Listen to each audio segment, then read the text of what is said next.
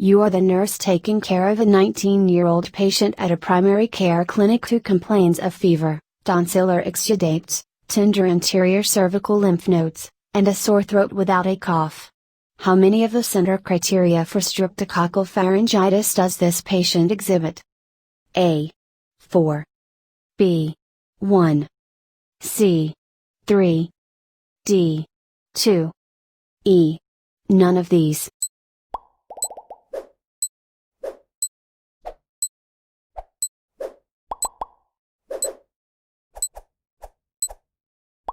The answer is A.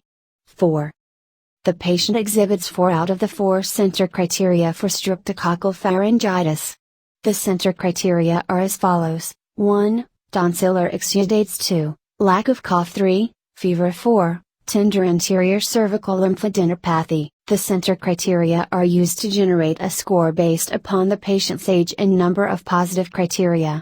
This score can then be used to assess the likelihood that the patient's condition is due to streptococcal pharyngitis, and therefore to guide the decision of whether or not to treat with antibiotics for streptococcal pharyngitis.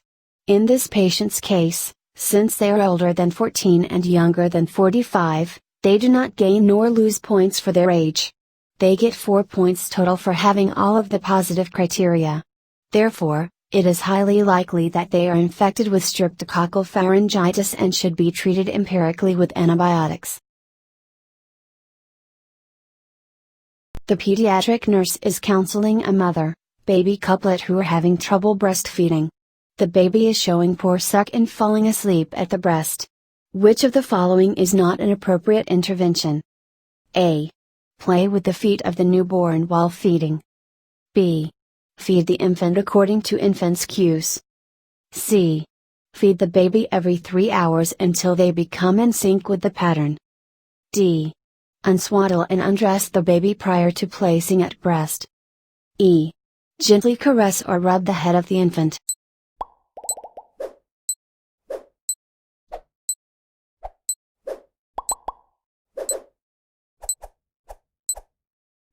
The answer is C.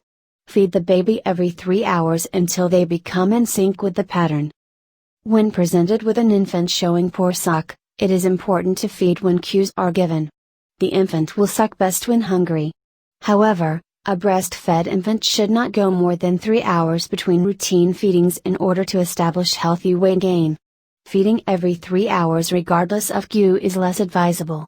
Unswaddling, undressing, and stimulating the infant can sometimes aid in keeping them awake and sucking well at the breast. Individuals who contracted varicella zoster, chickenpox, in childhood may experience which of the following if the virus is reactivated later in life? A.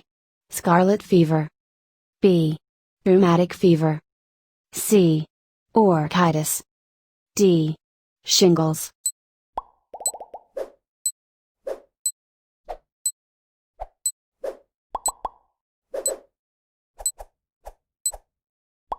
The answer is D. Shingles. A common sequela of varicella is shingles, a painful rash caused by reactivation of the varicella zoster virus along the single dermatome that corresponds with the site of initial infection. Rheumatic fever and scarlet fever are both possible sequelae of streptococcus infection, and orchitis is a potential sequela or comorbidity of infection with the mumps virus. At what point is a child with varicella no longer contagious? A. By the time the lesions are visible, the child is no longer contagious. B. After the last lesion has broken open and crusted over. C. 7 days after the initial presentation. D. After the last lesion is no longer visible.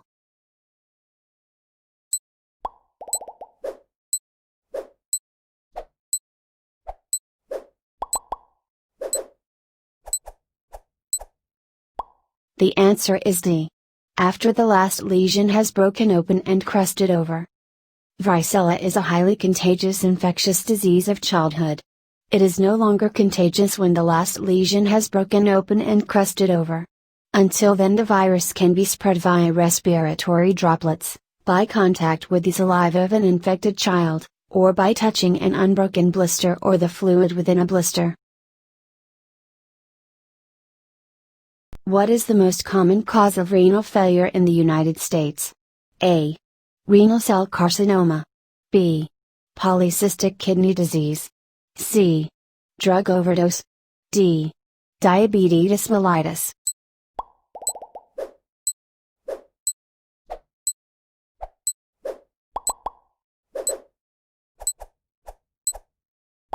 The answer is D. Diabetes mellitus. The most common cause of renal failure in the U.S. is diabetic nephropathy due to diabetes mellitus. Diabetic nephropathy can include multiple complications including arterial sclerosis, glomerulosclerosis, pyelonephritis and renal failure. A nurse is caring for a client experiencing the oliguric phase of acute kidney failure. The nurse is aware that this condition is highly associated with electrolyte imbalances, in addition to the kidney's inability to produce sufficient amounts of urine. Which of the following electrolyte imbalances should the nurse monitor for? A. Hypernatremia and hypoglycemia only. B. Hyperlumbemia, hypercalcemia, and hypoglycemia. C. Hyperkalemia, hypocalcemia, and low bicarbonate levels. D. Hypoglycemia, hyponatremia, and decreased creatinine levels. E. Hypercalcemia, hypophosphatemia, and decreased nitrogen wastes.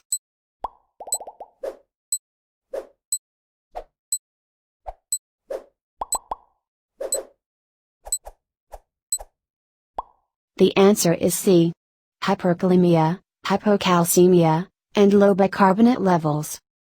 During the oliguric phase of acute kidney failure, AKF, the kidney is unable to excrete potassium properly, leading to high serum levels that could lead to dangerous CCG changes including peaked T waves and wide QRS complexes. The kidneys are also responsible for activating vitamin D, allowing for proper calcium absorption from the GI, which becomes decreased during AKF. Bicarbonate is also handled by the kidney and cannot be regenerated properly by the kidney during AKF. An electrical worker has been brought to the emergency department after an electrical burn injury sustained while in the field.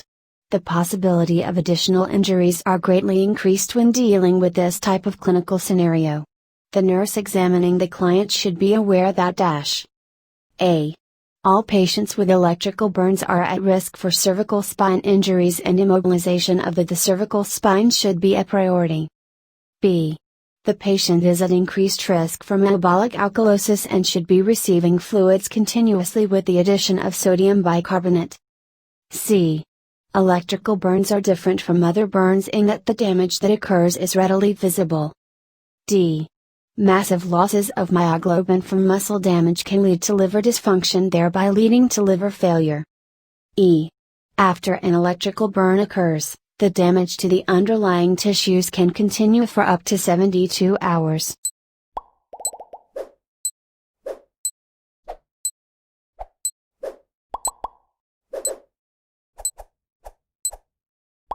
The answer is A. All patients with electrical burns are at risk for cervical spine injuries and immobilization of the cervical spine should be a priority. The risk for cervical spine injury is high due to electrical workers being subjected to having to work on utility poles that upon electrocution may lead to falls from tall heights. This possibility puts the person at risk for spinal and long bone fractures. Electrical burns often lead to damage below the surface of the skin and may not be fully appreciated on visual inspection. Chemical burns can lead to continual damage over 3 days. Myoglobin in the bloodstream from muscle damage puts the kidneys at risk for damage, and the patient is usually at risk for metabolic acidosis, not alkalosis. Which of the following is an insect vector-borne illness? A. Rocky Mountain spotted fever. B. Rabies. C. Roundworm. D. Cat scratch fever. E. Scabies.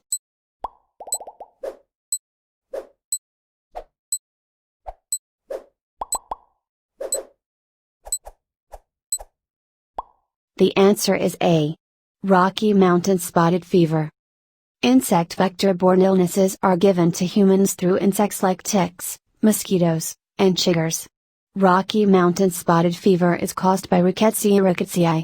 Ticks are the most common vector for Rocky Mountain spotted fever. Prevention of tick bites is a crucial teaching point in preventing the spread of the disease. Although misleading, the infection can be obtained throughout the United States of America. Roundworm is caused by a fungus. Rabies is a viral disease that is typically transmitted between mammals through bites. Cat scratch fever is a bacterial infection that can cause severe neurological, musculoskeletal, circulatory, and other system damage in immunocompromised individuals. In healthy people, no treatment is necessary and the infection is fought. Scabies causes extreme itchy red bumps commonly in between the fingers, on the wrist, and around the abdomen. The organism that causes this disease is actually in the arachnid family and is not an insect. Ed is an 85-year-old male who lives at a long-term care facility. He has recently begun having difficulty brushing his teeth, an activity he would previously complete on his own. He has also appeared to be more confused while engaging in basic conversation with the nursing staff. The nurse should first evaluate Ed for which of the following? A. Alzheimer's disease. B. Bipolar disorder. C. Infection. D. Creutzfeldt-Jakob disease. E. Depression.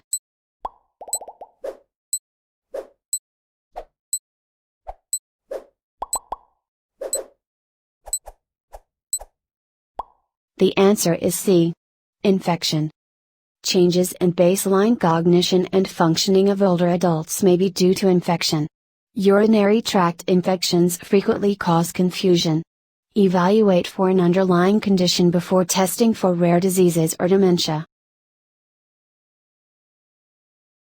A 3-year-old child is admitted to the pediatric medical unit from the emergency department with suspected rheumatic fever. Which of the following is not indicative of rheumatic fever? A. A red rash over his arms and legs. B. A temperature of 102°F. C. A red rash over his chest and back. D. A history of sore throat 3 weeks ago. E. A negative titer for anti-streptyl isino.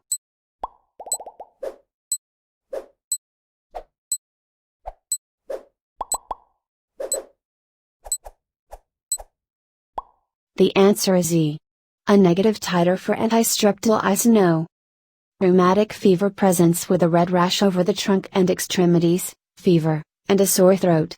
It is caused by an untreated streptococcus infection in the previous 2 to 6 weeks, such as strep throat, and can be confirmed with a positive anti-streptyl isino titer.